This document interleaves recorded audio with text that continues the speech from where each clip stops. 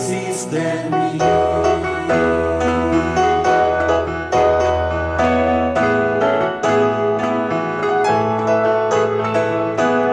Pusiste en orden todo el caos, nos adoptaste como tus hijos, el Rey de gloria, el Rey de majestad, el que gobierna con su justicia y resplandece con su belleza, el Rey de gloria, el Rey de majestad. Gracias sublime, perfecto es tu amor, tomaste mi lugar, pagaste tú mi luz, tu vida diste ahí, y ahora libre soy. Jesús, te adoro por lo que hiciste en mí.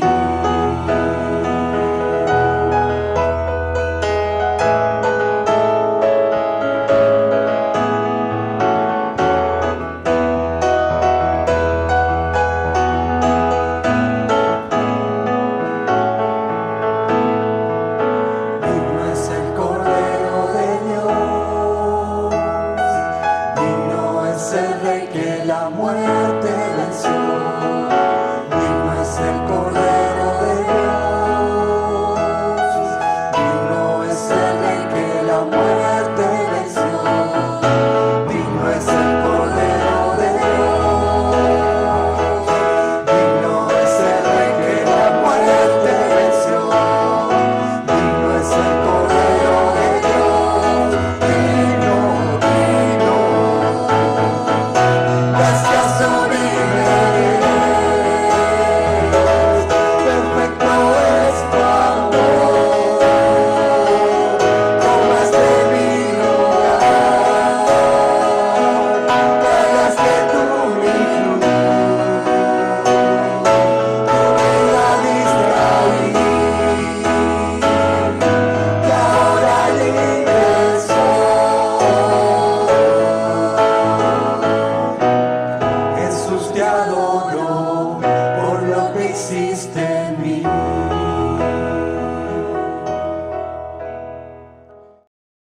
Buenos días a todos, bienvenidos a un culto más de la Iglesia Evangélica Bautista de Ramos Mejía. Nos encontramos como familia de la fe para poder tener nuestro culto al Señor. Y en 1 Samuel 2:2 dice: Nadie es santo como tú, Señor, fuera de ti no hay nadie más, no hay mejor refugio que tú, Dios nuestro. Y qué bueno es sentirse resguardado, sentirse protegido por este Dios. Dice que no hay nadie como nuestro Señor, que nuestro refugio es Él y que no hay mejor refugio que Él. Y es a Él a quien adoramos, es a Él a quien cantamos. Por eso les invito a que a medida que cantemos las canciones vayamos recordando este versículo, sabiendo que somos sus hijos y Él no va a descuidar de ninguno de nosotros. Cantamos sabiendo que Él cumple sus promesas, cantamos sabiendo que Él es nuestro Dios y que no hay nadie como Él. Disfrutemos de este culto.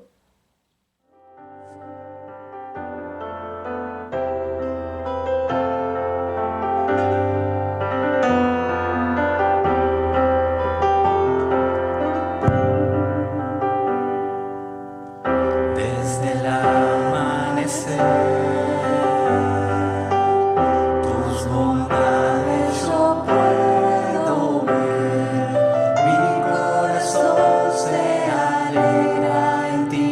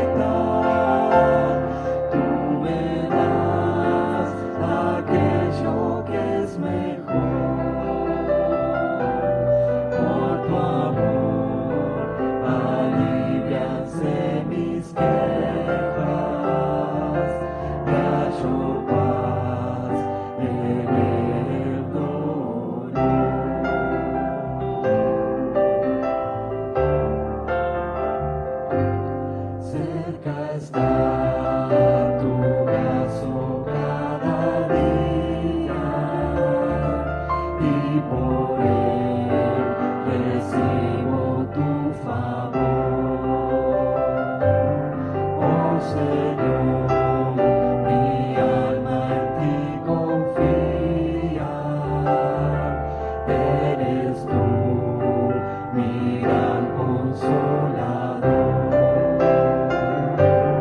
Protección prometes a tus hijos, porque son tesoro para ti. Hallo en ti constante regocijo, sé que tú velas por mí.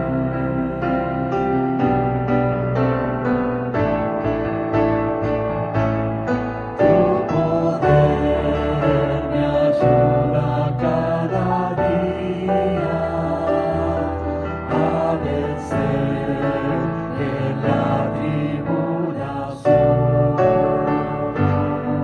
Tengo fe, pues tu promesa es mía.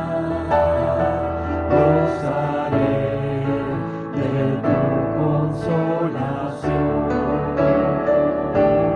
Si el afán y la aflicción me llegan, estará tu mano junto a mí. Y después de la postrera ciega, moraré ya junto a ti.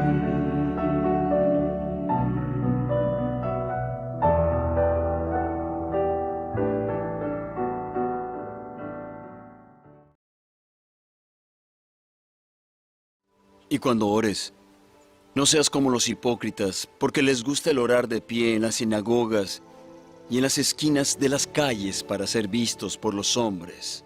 De cierto os digo que ya tienen su recompensa. Mas tú, cuando ores,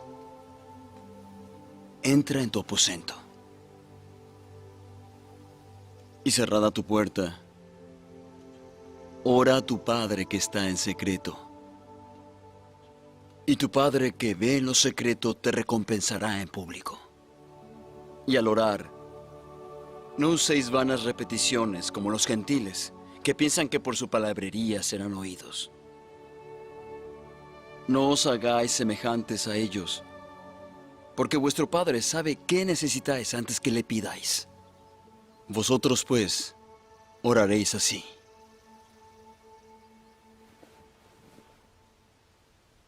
Padre nuestro, que estás en los cielos, santificado sea tu nombre, venga tu reino, hágase tu voluntad como en el cielo, así también en la tierra. Danos hoy el pan nuestro de cada día. Y perdona nuestras deudas como también nosotros perdonamos a nuestros deudores. Y no nos metas en tentación, mas líbranos del mal. Porque tuyo es el reino, y el poder, y la gloria por todos los siglos. Amén.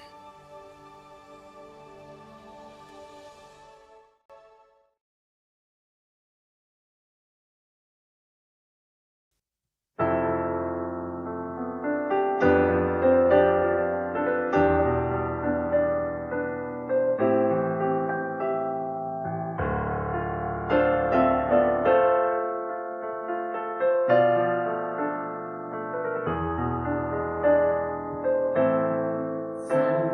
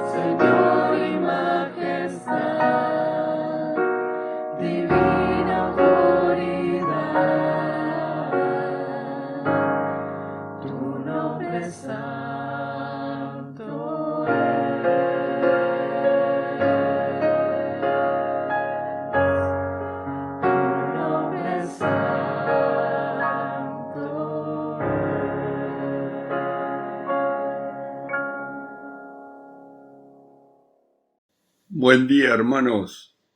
Una alegría estar otra vez con ustedes en este día domingo, en que realmente es el día más feliz de la semana para nosotros los creyentes, porque podemos meditar juntos la palabra de Dios y descansar espiritualmente en las manos de nuestro Creador en la adoración y la alabanza. Hemos tenido un hermoso momento en la escuela dominical, viendo la iglesia de la Odisea, ¿no es cierto?, que tanto nos hace reflexionar sobre la tibieza, la indiferencia que a veces los creyentes tenemos en nuestras vidas.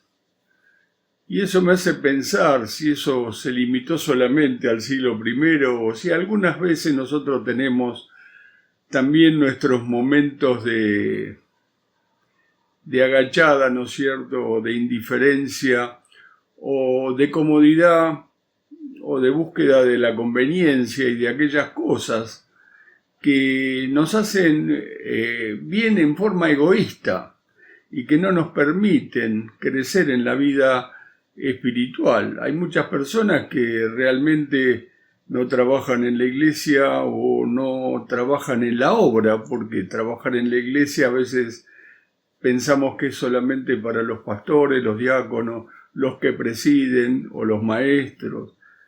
En realidad, cuando me refiero a trabajo en la iglesia, me refiero al trabajo en la obra del Señor. El mostrar una conducta acorde a lo que ha pasado en nuestro corazón, el predicar el Evangelio, en ayudar a otros, en ser sensibles a las necesidades de la comunidad, inclusive reaccionar ante las injusticias. Cosas que a veces con el no te metas de los argentinos podemos descuidar y lo hacemos muy seguido. Hay una teoría por ahí que dice que como Dios pone las obras delante de nosotros para que nosotros andemos, hasta que Dios no me muestre fehacientemente que quiere hacer algo que yo haga, no lo voy a hacer. Y siempre hay una persona más capacitada y más entendida que uno, ¿no es cierto?, y más capacitada para hacerla, o con más elementos, o con más juventud, con más fuerza, con más habilidad. Excusas hay mil. Por eso quería compartir con ustedes un pasaje que se encuentra en Santiago, capítulo 2, del versículo 14 al versículo 26. Santiago capítulo 2, del versículo 14 al versículo 26, que dice: Hermanos míos, ¿de qué aprovechará si alguno dice que tiene fe y no tiene obras? ¿Podrá la fe salvarle? Y si un hermano o un hermano andan desnudo y tienen necesidad del mantenimiento de cada día, y alguno de vosotros les dice: Id en paz, calentaos y saciados, pero no les dais las cosas que son necesarias para el cuerpo, ¿de qué aprovecha? Así también la fe, si no tiene obras, es muerta en sí misma. Pero alguno dirá: tú tienes fe, yo tengo obras. Muéstrame tu fe sin tus obras, y yo te mostraré mi fe por mis obras. Tú crees que Dios es uno, bien haces. También los demonios creen y tiemblan. ¿Mas quieres saber, hombre vano, que la fe sin obras es fe muerta? ¿No fue justificado por las obras Abraham nuestro padre cuando ofreció a su hijo Isaac sobre el altar? ¿No ves que la fe actuó juntamente con sus obras y que la fe se perfeccionó por las obras? Y se cumplió la escritura que dice: Abraham creyó a Dios y le fue contado por justicia y fue llamado amigo de Dios. Vosotros veis, pues, que el hombre es justificado por las obras y no solamente por la fe. Asimismo, también Rahab, la ramera, no fue justificada por obras cuando recibió a los mensajeros y los envió por otro camino, porque como el cuerpo sin espíritu está muerto, así también la fe sin obras está muerta. Sin ninguna duda, no podemos hacer nada, absolutamente nada, para ganarnos nuestra salvación, porque no hay mérito en ninguno de nosotros suficiente como para pagar nuestros pecados. Realmente no hay nada, absolutamente nada, y la salvación que podamos hacer, y la salvación es total y absolutamente por gracia.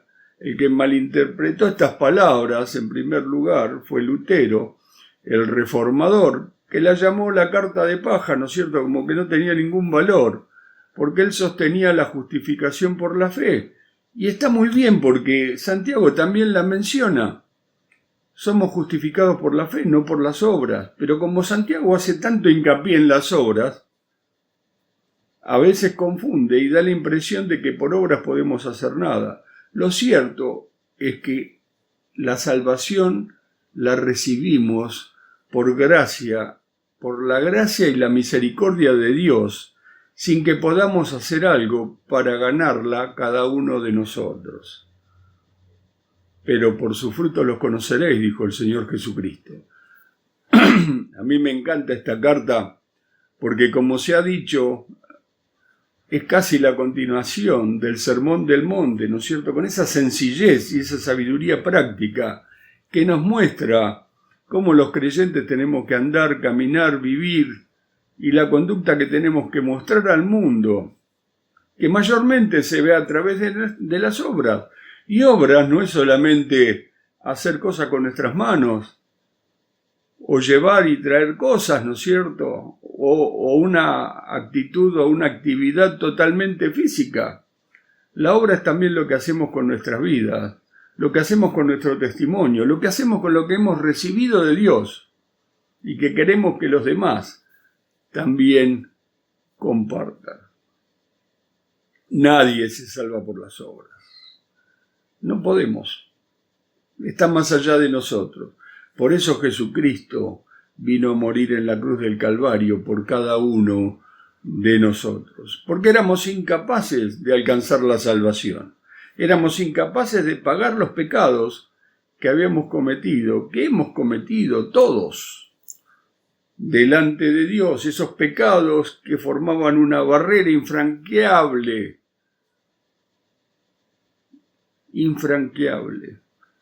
un muro que nos separaba de Dios. Jesucristo vino a derribar ese muro tomando nuestros pecados pasados, presentes y futuros sobre sí mismo y permitiendo que Dios los castigara como debería ser, como debe ser, por la justicia de Dios, porque nuestro Dios es un Dios justo. Nuestro Dios es amor, es misericordia, es paz, pero también es justo y no puede perdonar el pecado. No nos toma en cuenta los pecados a nosotros porque ya los castigó sobre la persona de nuestro Señor Jesucristo. Pero una vez que le hemos recibido, una vez que el Señor nos pone en circunstancias de poder decidir recibirle en nuestro corazón, nuestra vida tiene que cambiar y ese cambio se tiene que ver a través de lo que somos y a través de lo que hacemos. Y así el cristianismo a lo largo de la historia ha cambiado la historia y la sociedad. Las tres personas más débiles de la sociedad, víctimas del pecado desde todas las épocas, han sido los niños, los ancianos y las mujeres. Y el cristianismo desde el principio, ha tratado de remediar esto.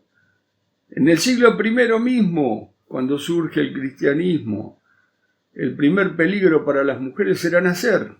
¿Qué hacemos? ¿La criamos o la tiramos?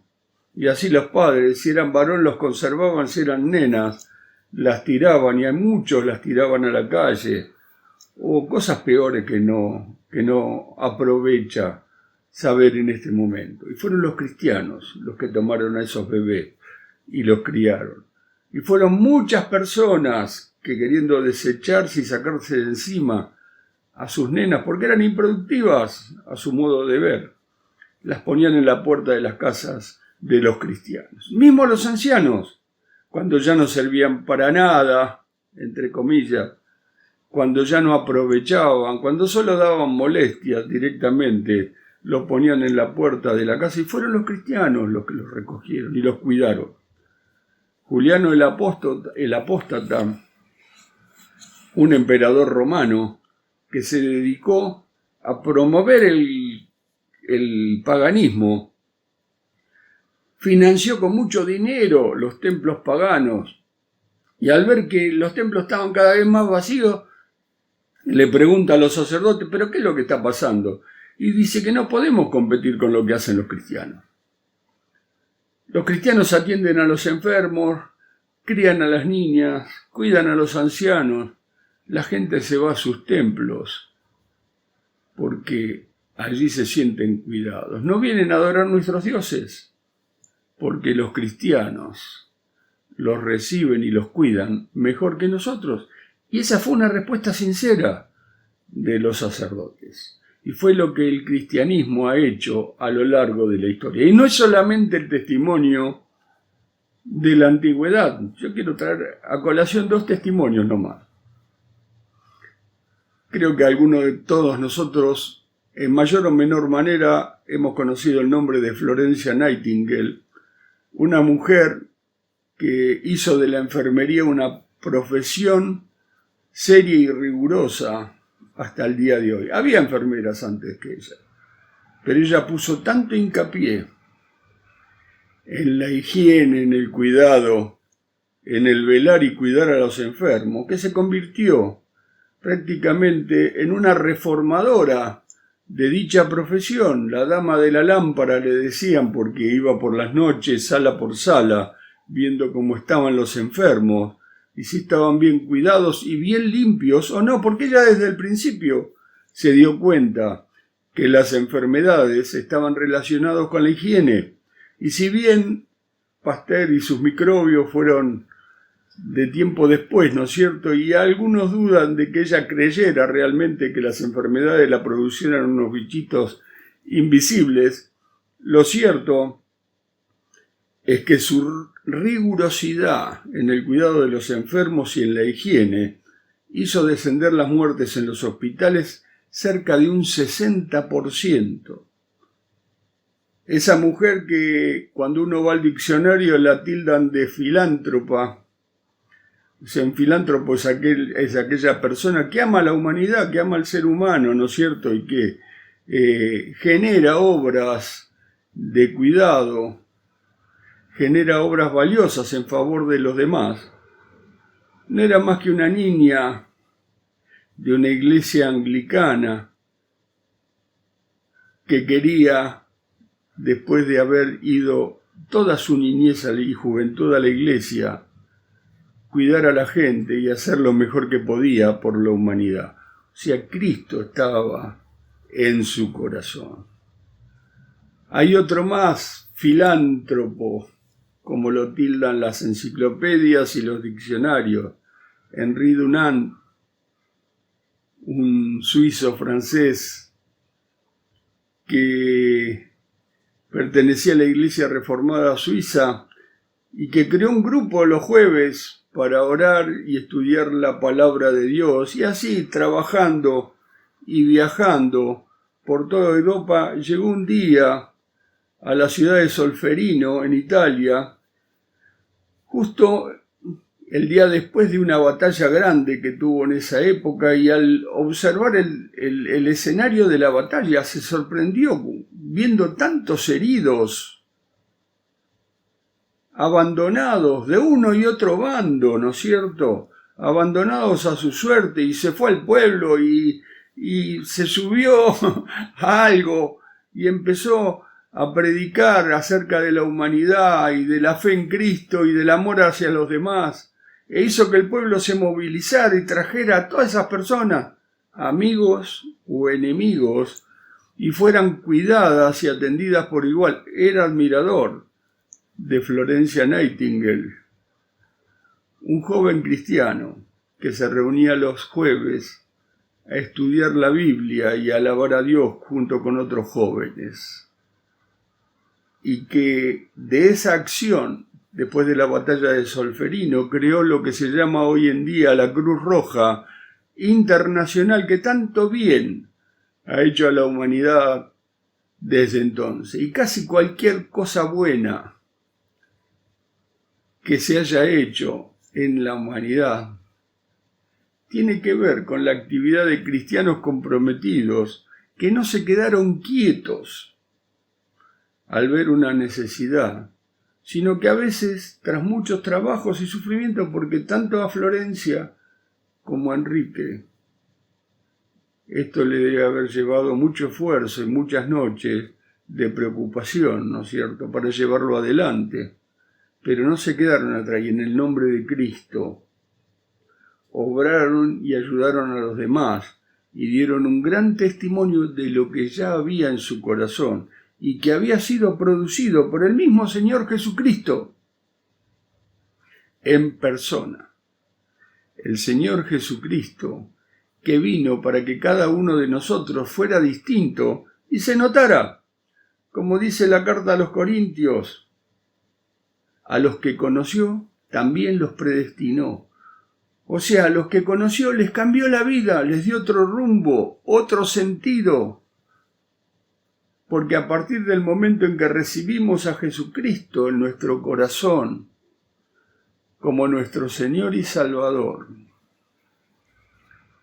tarde o temprano empiezan a aparecer los demás. Empiezan a aparecer los demás y nuestra obligación y nuestro deber hacia ellos. No nos podemos quedar callados.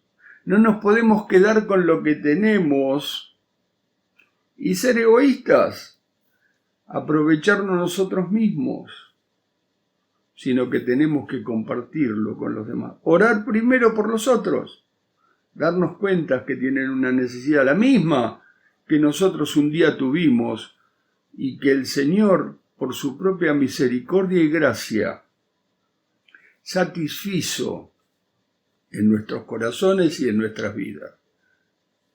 Y compartimos eso que Él ha hecho por nosotros. Testificar. Y después lo que se ve, que a lo mejor nosotros no lo vemos porque estamos acostumbrados a vivir de esa manera.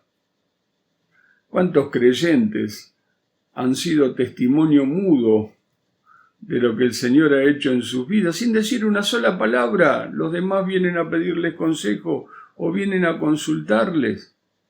A mí personalmente en un momento determinado una persona me dijo: mi esposa falleció, ¿dónde está? ¿Qué sabe?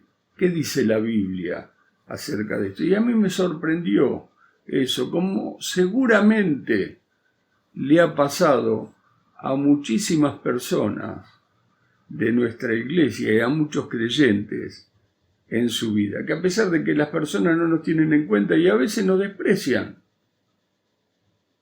cuando llega el momento en que tienen que tomar una decisión seria, buscan a un creyente, porque su testimonio, su hacer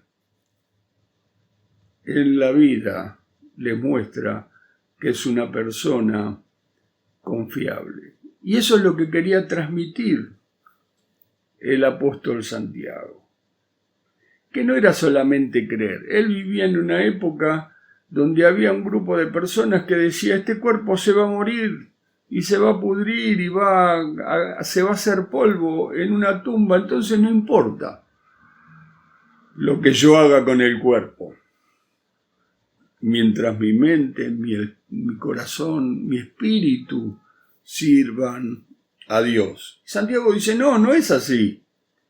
No es así. Lo que vos haces es importante. Es una consecuencia de tu fe.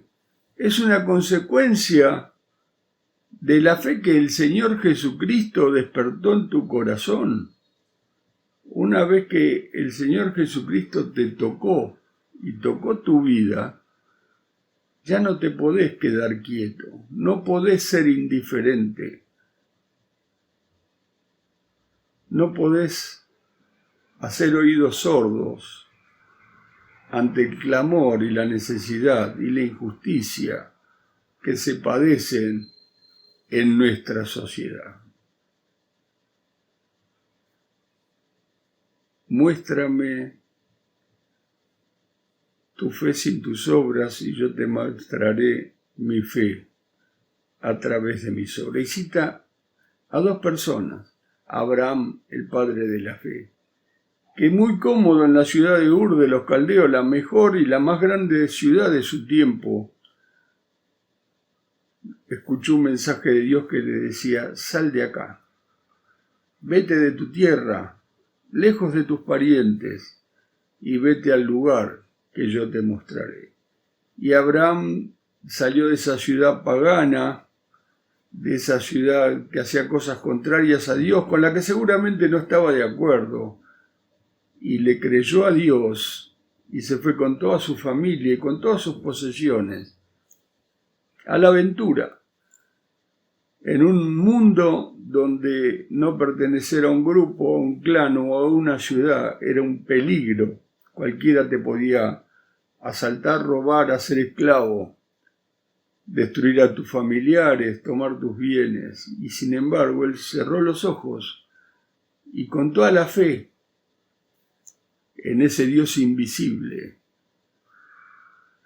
se fue a Canaán, una de las regiones más idólatras y con menos leyes, ¿no es cierto?, más salvajes se podría decir, que había en ese tiempo. Abandonó la civilización y se fue a la barbarie, como diría Sarmiento, ¿no es cierto?, porque tuvo fe en el Señor, en el Señor que le prometió que su descendencia iba a ser bendición a todas las familias de la tierra. Y ya casi muerto, porque tenía cerca de 100 años, ¿no es cierto?, 90 años, le reclama al Señor: Señor, me dijiste que mi descendencia iba a ser de bendición a toda la tierra y no tengo hijos. ¿Quién me va a heredar? Mi mayordomo, un hombre de Damasco, alguien que ni siquiera es de mi familia. Y el Señor le muestra las estrellas y le dice: mira las estrellas. Si pueden ser contadas las estrellas, tu descendencia va a ser contada también. Vas a tener un hijo.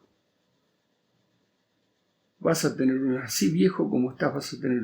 Y Abraham creyó a Dios, como dice este pasaje, y le fue contado por justicia. O sea, se hizo justicia entre él y Dios. Es lo mismo que pasó cuando aceptamos a Jesucristo en nuestro corazón.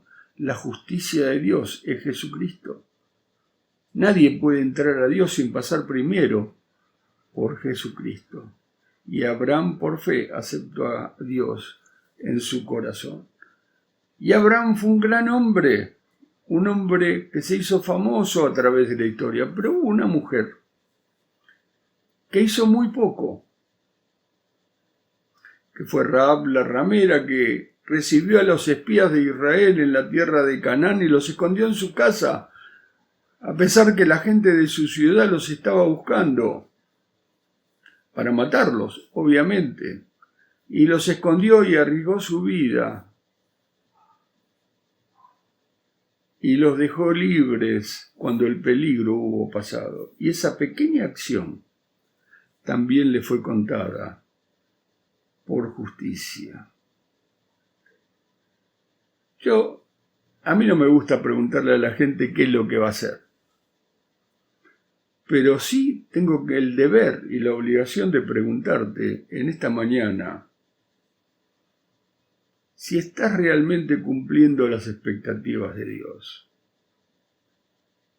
Porque el Señor te conoció y te dio un camino, te predestinó, te cambió el rumbo, la dirección, la meta de tu vida. ¿Lo estás cumpliendo? ¿O estás buscando excusas? Como la gente de la ciudad de Laodicea, que de tanto poner excusas y excusas se convenció. Convencieron todos los de la iglesia de que lo que estaban haciendo estaba bien. Y que después de todo, si era conveniente para mí, para mi familia, para mis hijos, para mis nietos, también era conveniente para el reino de Dios. Y así se volvieron tibios, ni frío ni caliente, tibios. y se hicieron desagradables al Señor. Porque el Señor no quiere gente indefinida, el Señor quiere gente definida, quiere que seamos calientes, apasionados, enérgicos en cumplir la voluntad de Dios y hacer las cosas que a Él le agradan. No quieren que seamos ni fríos ni tibios. Aunque a veces yo respeto más al que es frío que aquel que es tibio. Porque el que es tibio se acomoda a las cosas que le van pasando para que le vaya bien. No importa de dónde venga la bendición, no importa qué pase en su vida, si se puede acomodar y vivir lo mejor posible, bienvenido sea, ¿no es cierto? Pero nunca se juega por nada. A todo el mundo le dice que sí, queda bien con todo el mundo, y a veces un creyente no puede decirle todo que sí a los demás. Hay cosas a las que no podemos decirle que sí. No podemos decir que está bien la eutanasia que mata a nuestros ancianos, uno de los grupos que defendieron los primeros cristianos. No podemos decir que está bien el aborto que mata a los niños, como se practicaba también en el primer siglo. Tampoco podemos decir que sí cuando las mujeres son explotadas y sus derechos son atropellados, porque somos hijos de Dios y nos debemos el amarnos los unos a los otros. Tenemos un deber, un testimonio y una actividad que hacer en nuestras vidas, sobre todo si hemos recibido ese contacto que viene de Dios a través de la persona de Jesucristo.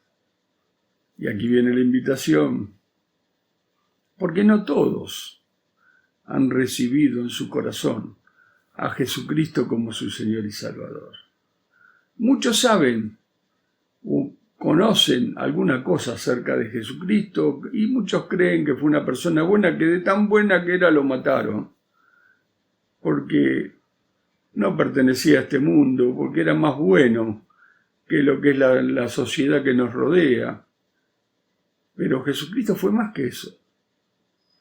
Jesucristo es el Verbo de Dios encarnado, que vino exclusivamente a morir. Ya vino con la idea de morir como un sacrificio por nuestros pecados, pasados, presentes y futuros, para que pudiéramos presentarnos limpios y sin deudas delante de nuestro Dios. La única condición es que lo aceptemos en nuestro corazón. Juan capítulo 1 dice: a los que le recibieron les dio el poder de ser hechos, no de hacerse, de ser hechos por Dios, hijos. Dios nos adopta como hijos y mueve los resortes de nuestro corazón para cambiarnos el corazón y cambiarnos nuestra forma de ver las cosas. Les dio el poder de ser hechos hijos de Dios, que no son engendrados ni de carne, ni de sangre, ni de voluntad de varón, sino de Dios. Ninguna persona en este mundo me puede hacer hijo de Dios. Ninguna persona en este mundo me puede convencer que soy un hijo de Dios. Solo Dios puede recibirme como hijo. Como hizo con Jesucristo cuando se bautizó, que no lo necesitaba porque no tenía pecado. Y le dijo: este es mi hijo. Este es mi hijo que me agrada. Dios quiere decir lo mismo de vos. Y te está invitando a través de estas palabras a abrirle su corazón, pídele su dirección, recíbelo en tu corazón, para que puedas ser hijo de Dios y puedas cambiar este mundo dejándolo mejor que como lo encontraste. Hay muchas personas que se empeñan en destruir, en criticar,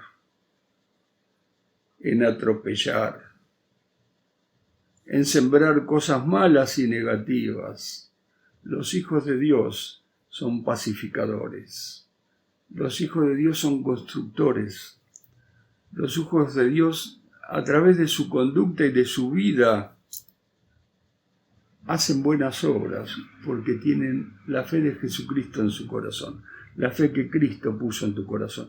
Acepta a Jesucristo como tu Señor y Salvador. Y si vos, hermano, hace tiempo que no vas a una iglesia o que no recibís el mensaje de la palabra de Dios o no te acercaste a un grupo cristiano, no te pierdas la bendición de formar parte del cuerpo de Cristo. Acepte a Jesucristo, vuelva a Jesucristo y no se va a arrepentir. Que Dios le bendiga.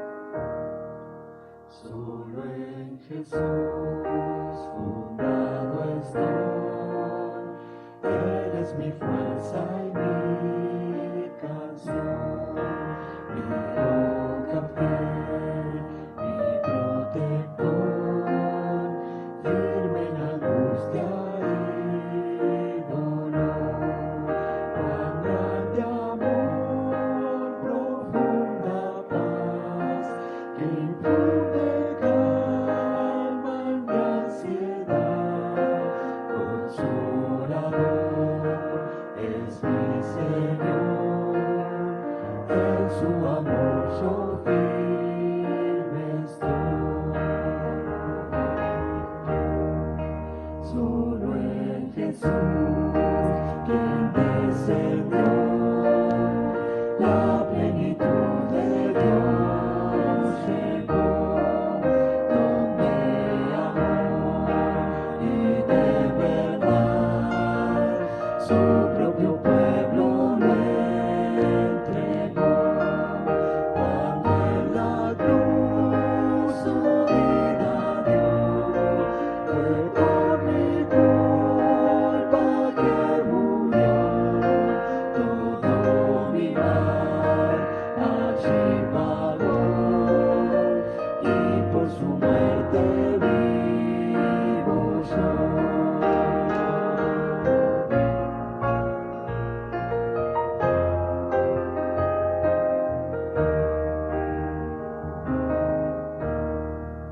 En un sepulcro puesto fue el cuerpo de mi Redentor. Al tercer día resucitó, con gran poder se levantó, y en su victoria mi Señor, en tal pecado derrotó.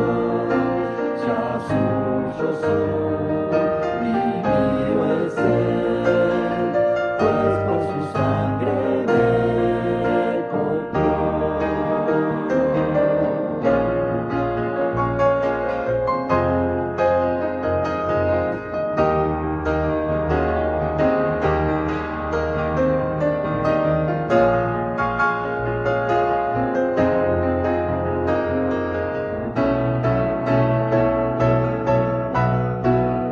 No tengo culpas ni temor,